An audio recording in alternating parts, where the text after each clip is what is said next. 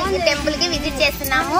Visit చేశాక అక్కడ ఉన్న ప్లేసెస్ అన్ని మీకు చూపిస్తాము. హరే కృష్ణ హరి బోల్, హరే కృష్ణ కృష్ణ కృష్ణ హరే హరే, హరే రామ రామ రామ హరే హరే, హరే కృష్ణ హరి బోల్, హరి హరి బోల్. అందరికీ హరే కృష్ణ.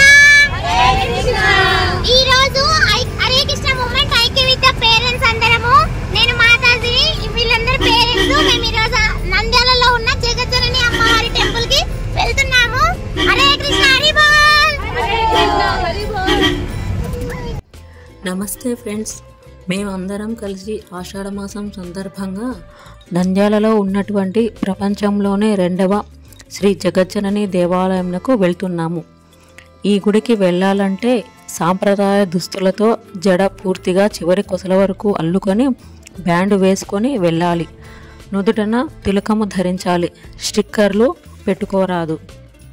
అలాగే 2 చేతులకు లక్ష్మీప్రదముగా మట్టి గాజులు ధరించాలి. పురుషులు కూడా సాంప్రదాయ దుస్తులు ధరించాలి. ఇక్కడ రకరకాలుగా పూజలు జరుగుతాయి. ఉదాహరణకు రాహుకాల పూజ, కుంకుమార్చన, అలాగే శ్రీచక్రార్చన మరియు సూర్యగ్రహణం, చంద్రగ్రహణంలో కూడా ఇక్కడ రాహుకాల పూజలు నిర్వహిస్తారు. అలాగే అమ్మవారికి ఆషాఢ మాసం చాలా ప్రీతికరం. ఆషాఢ మాసంలో మొత్తం 1 రోజులు పుట్టింటి సారే అనే కార్యక్రమాన్ని నిర్వహిస్తారు. ఇక్కడ 4 దేశాల నుండి అమ్మవారికి సారి తీసుకుని వస్తారు ఆషాఢ మాసంలో.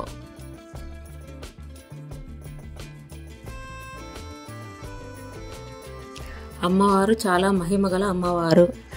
ఇక్కడ ఊర్లో వాళ్ళు ఇట్లా దప్పులతో తీసుకొని అమ్మవారికి సారి తీసుకొస్తారు. ఇక్కడ కుల మత భేదాలు ఉండవు, అందరూ అమ్మవారికి సమానమే, అందరూ లైన్లోనే వెళ్ళాలి. ఎటువంటి పూజలు చేసినా, ఎటువంటి కార్యక్రమాలు చేసినా ఇక్కడ ఎటువంటి డబ్బులు తీసుకోరన్నమాట. చాలా బాగుంది. మేము అనుకోకుండా పోయినాము, కానీ మాకు దర్శనం బాగా అయ్యింది. చాలా సంతోషం వేసింది. ప్రతిరోజు అన్నదానం కూడా నిర్వహిస్తారు. ఉదయం 8:30 నుండి రాత్రి 9:30 వరకు ఇక్కడ అన్నం పెడతారనమాట. చాలా బాగుంది టేస్ట్. మేము కూడా అక్కడే తిన్నాము. అక్కడ ఆలయ పండితులు అమ్మవారి చరిత్రను కూడా చెప్తారు. మనం వినాలే కానీ అంతా బాగుంటుంది.